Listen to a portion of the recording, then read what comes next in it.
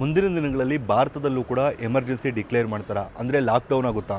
Covid type ಅಲ್ಲ, ಈಗಾಗಲೇ petrol ಮತ್ತು ಡೀಸೆಲ್ಲು ಆಲ್ ಓವರ್ ವರ್ಲ್ಡಲ್ಲಿ ಆಲ್ಮೋಸ್ಟ್ ಡಬಲ್ ಪ್ರೈಸ್ ಆಗಿದೆ. ಆದರೆ ನಮ್ಮ ಭಾರತದಲ್ಲಿ ಇನ್ನೂ ಕೂಡ ಇನ್ಕ್ರೀಸ್ ಮಾಡಿಲ್ಲ. ಸ್ವಲ್ಪ ದಿನ ಗೌರ್ಮೆಂಟ್ ತಡ್ಕೋಬೋದು. ಆದರೆ ಮುಂದಿನ ದಿನಗಳಲ್ಲಿ ನಮ್ಮ ಭಾರತದಲ್ಲೂ ಕೂಡ ಪೆಟ್ರೋಲ್ ಡೀಸೆಲ್ನ ಬೆಲೆ ಜಾಸ್ತಿ ಮಾಡುವಂಥ ಚಾನ್ಸ್ ಇದೆ. ಮತ್ತು ಅದ್ರ ಜೊತೆ ಗ್ಯಾಸ್ ನಿಕ್ಷೇಪಗಳ ಮೇಲೆ ಕೂಡ ದಾಳಿ ಆಗ್ತಿದೆ. ಈ ಕಡೆ ಇರಾನ್ ಅವರು ಕೂಡ ಅಟ್ಯಾಕ್ ಮಾಡ್ತಿದ್ದಾರೆ, ಆ ಕಡೆ ಇಸ್ರೇಲ್ ಅವರು ಕೂಡ ಅಟ್ಯಾಕ್ ಮಾಡ್ತಿದ್ದಾರೆ. ಇದು ಎಲ್ಲದರ ಜೊತೆ ಇಷ್ಟು ದಿನ ಸೇಫೆಸ್ಟ್ ಕಂಟ್ರೀಸ್ ಅಂತ ಕರೆಯುವಂಥ ದುಬೈ ಆಗಿರ್ಬೋದು ಅಥವಾ ಹಲವಾರು ಮುಸ್ಲಿಂ ಕಂಟ್ರಿಗಳು ಇವತ್ತು ಯಾವ ಮಟ್ಟಕ್ಕಾಗಿದೆ ಅಂದರೆ ಅಲ್ಲಿ ಜನಗಳಿಗೆ ಸರಿಯಾಗಿ ಆಹಾರ ಸಿಗ್ತಿಲ್ಲ, ಹೋಟೆಲ್ಗಳು ಖಾಲಿ ಹೊಡಿತಿದೆ, ಏರ್ಪೋರ್ಟ್ಗಳು ಬಂದಾಗಿದೆ. ಸೊ ಇಷ್ಟೆಲ್ಲ ಯಾಕೆ ಆಗ್ತಿದೆ ಅಂದರೆ ಇವಾಗ ಮೈನ್ ದುಬೈನ ನೋಡ್ಕೊಳ್ಳೋದಾದರೆ ತುಂಬ ಜನಕ್ಕೆ ಒಂದು ಡೌಟ್ ಇರುತ್ತೆ. ಇವಾಗ ಇರಾನ್ ಇಷ್ಟೊಂದೆಲ್ಲ ಅಟ್ಯಾಕ್ ಮಾಡ್ತಿದೆಯಲ್ವಾ, ದುಬೈ, UAE ಆಗಿರ್ಬೋದು ಅಥವಾ ಸೌದಿ ಅರೇಬಿಯಾ ಆಗಿರ್ಬೋದು, ಕತಾರ್ ಆಗಿರ್ಬೋದು, ಸೊ ಇವರೆಲ್ಲ ಯಾಕೆ ಮತ್ತೆ ರಿಟರ್ನ್ ಅಟ್ಯಾಕ್ ಮಾಡ್ತಿಲ್ಲ ಅಂತ ಹೇಳ್ಬಿಟ್ಟು ನಿಮ್ಗೊಂದು ಡೌಟ್ ಇರ್ಬೋದು. ಸೊ ಇವ್ರು ಯಾರೂ ಕೂಡ ಅವರ ದೇಶದ ಡೆವಲಪ್ಮೆಂಟ್ ಮೇಲೆ ಕಾನ್ಸಂಟ್ರೇಟ್ ಮಾಡಿದ್ರೆ ಹೊರತು ಅವರ ದೇಶದ ಸೇನೆಯನ್ನು ಹೆಚ್ಚಿಸ್ಕೊಳ್ಳೋದ್ರ ಬಗ್ಗೆ ಅಷ್ಟೊಂದು ತಲೆ ಕೆಡಿಸ್ಕೊಂಡಿರಲಿಲ್ಲ. ಎಲ್ಲ ಕೂಡ ಅಮೇರಿಕಾ ಮೇಲೆ ಡಿಪೆಂಡೆನ್ಸಿಯನ್ನು ಬೆಳೆಸ್ಕೊಂಡಿದ್ರು. ಸೊ ಇವರೇನಾದರೂ ಮತ್ತೆ ಅಟ್ಯಾಕ್ ಮಾಡಿದ್ರು ಅಂದ್ಕೊಳ್ಳಿ, ಸೇನೆ ವಿಚಾರವಾಗಿ ನೋಡಿಕೊಂಡ್ರೆ ಅಂದರೆ ಇರಾನ್, UAE ಅಥವಾ ಸೌದಿ ಅರೇಬಿಯಾ ಅಥವಾ ಕತಾರ್ ಈ ಎಲ್ಲದಕ್ಕಿಂತ ತುಂಬ ಫಾರ್ ಬೆಟರ್ ಇದೆ.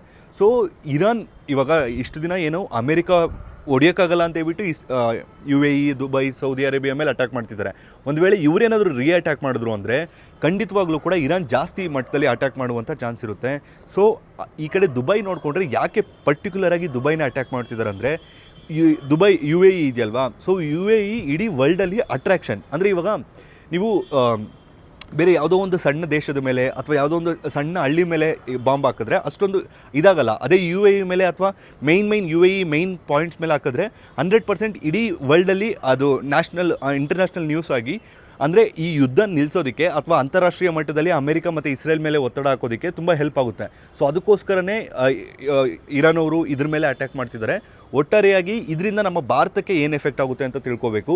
ನೋಡಿ, ಮುಂದಿನ ದಿನಗಳಲ್ಲಿ ಈಗಲೇ ಸ್ವಲ್ಪನೇ ರೇಟ್ ಅನ್ನೋದು ಜಾಸ್ತಿ ಆಗ್ತಿದೆ. ಏನು ಪ್ರೀಮಿಯಂ ಪೆಟ್ರೋಲ್ ಅಂತ ಬರ್ತಿತ್ತು ಅದಕ್ಕೆ ಸರಾಸರಿ ಒಂದು 2 ರೂಪಾಯಿಂದ 3 ರೂಪಾಯಿ ಕೆಲವೊಂದು ಕಡೆ ಇನ್ಕ್ರೀಸನ್ನು ಮಾಡಿದ್ದಾರೆ. ಸೊ ಮುಂದಿನ ದಿನಗಳಲ್ಲಿ ಇನ್ನೂ ಜಾಸ್ತಿ ಆಗುವಂಥ ಚಾನ್ಸ್ ಇರುತ್ತೆ. ಪೆಟ್ರೋಲ್ ಪ್ರೈಸು ಇವಾಗ ಯಾಕೆ ಇಷ್ಟೊಂದು ಪ್ರಾಬ್ಲಮ್ ಆಗ್ತಿದೆ ಅಂದರೆ ಡೈರೆಕ್ಟಾಗಿ ನಮ್ಮ ಇಂಡಿಯನ್ ಸ್ಟ್ರೈಟ್ ಆಫ್ ಹಾರ್ಮೋಸಲ್ಲಿ ನಮ್ಮ ಭಾರತದ ಹಡಗುಗಳಿಗೆ ಅವರೇನೋ ಪ್ಯಾಸೇಜ್ ಮಾಡಿಕೊಡ್ತೀವಿ ಅಂತ ಹೇಳ್ತಿದ್ದಾರೆ ಇರಾನ್ ಅವರು. ಬಟ್ ಅಲ್ಲಿ ಮ್ಯಾನುಫ್ಯಾಕ್ಚರಿಂಗೇ ನಿಂತಿದೆ. ಆಲ್ಮೋಸ್ಟು ಇಸ್ರೇಲ್ ಮೇಲೆ ಪಕ್ಕದ ಇರಾಕಲ್ಲೂ ಕೂಡ ಮ್ಯಾನುಫ್ಯಾಕ್ಚರಿಂಗ್ ನಿಂತಿದೆ. ಅದಾದ ನಂತರ UAEಯಲ್ಲಿ, ಕತಾರಲ್ಲಿ ಮತ್ತು ಸೌದಿ ಅರೇಬಿಯಾದಲ್ಲಿ ಎಲ್ಲ ಕಡೆ ಕೂಡ ಮ್ಯಾನುಫ್ಯಾಕ್ಚರಿಂಗ್ ನಿಂತರೆ ಇಡೀ ವರ್ಲ್ಡ್ ವೈಡ್ ಪೆಟ್ರೋಲ್ ಮತ್ತು ಕ್ರೂಡ್ ಆಯಿಲ್ ಅನ್ನೋದು ಪ್ರೈಸ್ ಜಾಸ್ತಿ ಆಗುತ್ತೆ. ಸೊ ನಮ್ಮ ಭಾರತ ಅದರಿಂದ ಹಲವಾರು ಇನ್ಫ್ಲೇಷನ್ಗೆ ಒಳಗಾಗಬೇಕಾಗುತ್ತೆ. ನಾವು ಜಸ್ಟ್ ಅಲ್ಲಿನ ಸೋರ್ಸ್ ಮಾಡ್ತಿರೋರಿಗೆ ನಾವು ಇಷ್ಟು ಸಮಸ್ಯೆಗಳನ್ನು ಅನುಭವಿಸ್ತಿದ್ದೀವಿ ಅಂದರೆ ಜಸ್ಟ್ ಇಮ್ಯಾಜಿನ್ ಮಾಡ್ಕೊಳ್ಳಿ, ಅವರ ಮೇಯ್ನ್ ದುಬೈದು ಆದಾಯ ಇದ್ದಿದೆ, ಏನು ಇಡೀ ಮಿಡಲ್ ಈಸ್ಟ್ದು ಆದಾಯ ಇದ್ದಿದೆ ಈ ಪೆಟ್ರೋಲಿಯಂ ಪ್ರಾಡಕ್ಟ್ಸು, ಮತ್ತು ಇನ್ನೊಂದು ಬಂದುಬಿಟ್ಟು ಟೂರಿಸಮ್ UAEದು.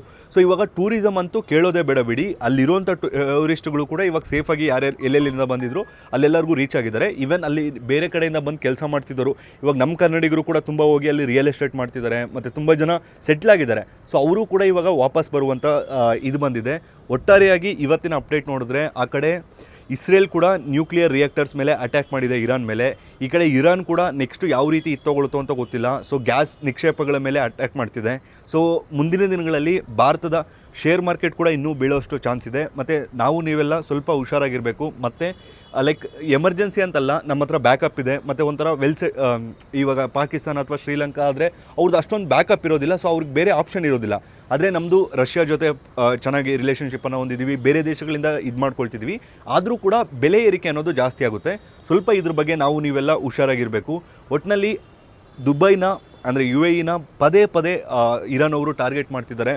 ಯಾಕಂದರೆ ಇರಾನ್ ಹತ್ರ ಇದೆ ಮತ್ತು ಮೈನ್ ದುಬೈ ಅಟ್ಯಾಕ್ ಮಾಡಿದ್ರೆ ಇಡೀ ವರ್ಲ್ಡಲ್ಲಿ ಈ ಯುದ್ಧದ ಮೇಲೆ ಪ್ರೆಷರನ್ನು ಇನ್ಕ್ರೀಸ್ ಮಾಡ್ಬೋದು ಅಂತ ಹೇಳ್ಬಿಟ್ಟು ಇರಾನ್ ಅವರು ಅಂದ್ಕೊಳ್ತಿದ್ದಾರೆ.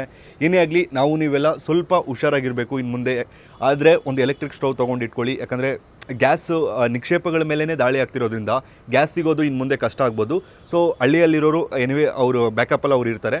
ಸೊ ಇದು ಇವತ್ತಿನ ಅಪ್ಡೇಟ್. ಸೊ ಇದೇ ರೀತಿಯಾದ ಮತ್ತಷ್ಟು ವೀಡಿಯೋಗಳಿಗಾಗಿ ತಪ್ಪದೆ ನಮ್ಮ ಯೂಟ್ಯೂಬ್ ಚಾನಲ್ ಸಬ್ಸ್ಕ್ರೈಬ್ ಮಾಡ್ಕೊಳ್ಳಿ.